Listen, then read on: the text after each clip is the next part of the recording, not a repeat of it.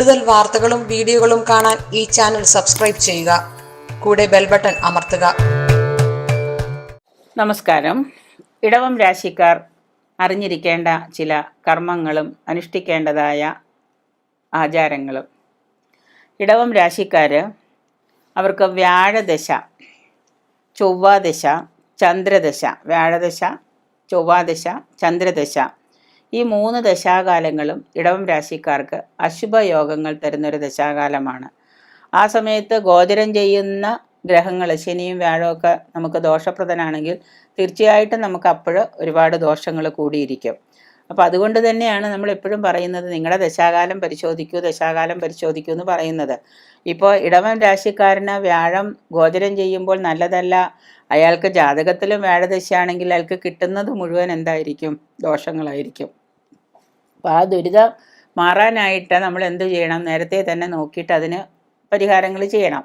ദോഷശാന്തി കർമ്മങ്ങൾ നമ്മൾ ചെയ്യണം. അപ്പോൾ ഈ രാശിക്കാർക്ക് വ്യാഴദശ, കുജദശ, അതായത് ചൊവ്വാദശ, ചന്ദ്രദശ 3 അശുഭഫലങ്ങൾ തരുന്ന ദശാകാലമാണ്. ഈ കുജദശയിലെ ചൊവ്വാദശയിലെ വ്യാഴാപഹാരകാലവും വ്യാഴദശയിലെ കുജാപഹാരകാലവും വ്യാഴദശയിലെ ചൊവ്വയുടെ അപഹാരവും കുജൻ്റെ വ്യാഴത്തിൻ്റെ അപഹാരവും ഇത് രണ്ടും മരണപ്രദമായ ആ സമയത്ത് വല്ല ആക്സിഡൻറ്റുകൾ ഉണ്ടാകുകയോ വല്ല രോഗങ്ങൾ വരികയോ ആ രോഗം മൂലം മരണത്തിൻ്റെ വക്കത്ത് വരെ എത്തിപ്പെടുകയൊക്കെ ചെയ്യാം. ചിലർ പറയാറില്ല ഞാൻ മരിച്ചു പോയിട്ട് അവിടെ നിന്ന് തിരിച്ചു വന്നതാണെന്ന്. ഇങ്ങനെയുള്ള ഈ മരണപ്രദമായ അനുഭവയോഗമുള്ളതുകൊണ്ട് ഈ സമയം മുൻകൂട്ടി കണ്ടിട്ട് നമ്മൾ മഹാമൃത്യുഞ്ജയ ഹോമം ചെയ്യാം, ധന്വന്തരി പൂജ ചെയ്യാം, സഞ്ജീവനി മന്ത്രം കൊണ്ട് ഹോമം ചെയ്യാം. സഞ്ജീവനി മന്ത്രം കൊണ്ടൊക്കെ നമ്മൾ ഹോമം ചെയ്തു കഴിഞ്ഞാൽ തീർച്ചയായിട്ടും നമുക്ക് അതിൽ നിന്ന് കുറേ മാറ്റങ്ങളുണ്ടാവും, രോഗദുരിതങ്ങളിൽ നിന്ന് മാറ്റങ്ങളുണ്ടാവും. ഇതൊക്കെ നടത്തുന്നത് ഉത്തമമാണ്.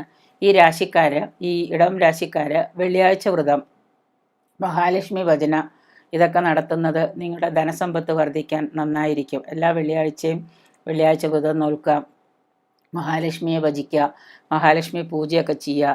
ഇതൊക്കെ ചെയ്യുന്നത് പൗർണമി ദിവസത്തിൽ മഹാലക്ഷ്മി പൂജയൊക്കെ ചെയ്യുന്നത് ഇവരുടെ ധനസമ്പത്ത് വർദ്ധിക്കാനായിട്ട് നല്ലതാണ്.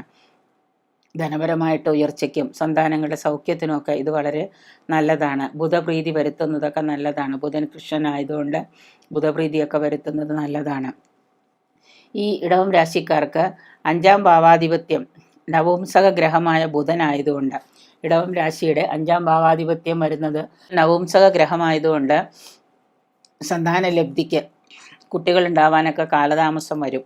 അപ്പോൾ അങ്ങനെ വരുമ്പോൾ സന്താന ലബ്ധിക്ക് കാലതാമസം ഉണ്ടാകുമ്പോൾ നമ്മൾ എന്ത് ചെയ്യണമെന്ന് വെച്ച് കഴിഞ്ഞാൽ സന്താനങ്ങൾ ഉണ്ടാവാൻ പരിഹാരമായിട്ട് സന്താന ഗോപാല മന്ത്രം കൊണ്ട് സന്താന ഗോപാല പൂജ ചെയ്ത് സന്താന ഗോപാല സംവാദം സേവിക്കുക, സന്താന ഗോപാലം യന്ത്രം ധരിക്കുക, ധാരണം നടത്തുകയൊക്കെ ചെയ്യുന്ന ഉത്തമമായിരിക്കും. അപ്പോൾ ഈ പറയുന്ന ഇടവം രാശിക്കാർക്ക് സന്താനങ്ങൾ ഉണ്ടാവാൻ വൈകുകയാണെങ്കിൽ ഉടനെ മനസ്സിലാക്കുക 5ാമത്തെ ഗ്രഹമായ അവിടെ സംഭവസക ഗ്രഹമായ ബുധൻ നിൽക്കുന്നത് കൊണ്ട് ആദ്യം ബുധനെ പ്രീതിപ്പെടുത്താനുള്ള കർമ്മങ്ങൾ ചെയ്യുക. അതിനുശേഷം നമ്മൾ എന്തെങ്കിലും ചികിത്സകളോ വഴിപാടുകളോ ഒക്കെ ചെയ്യുക.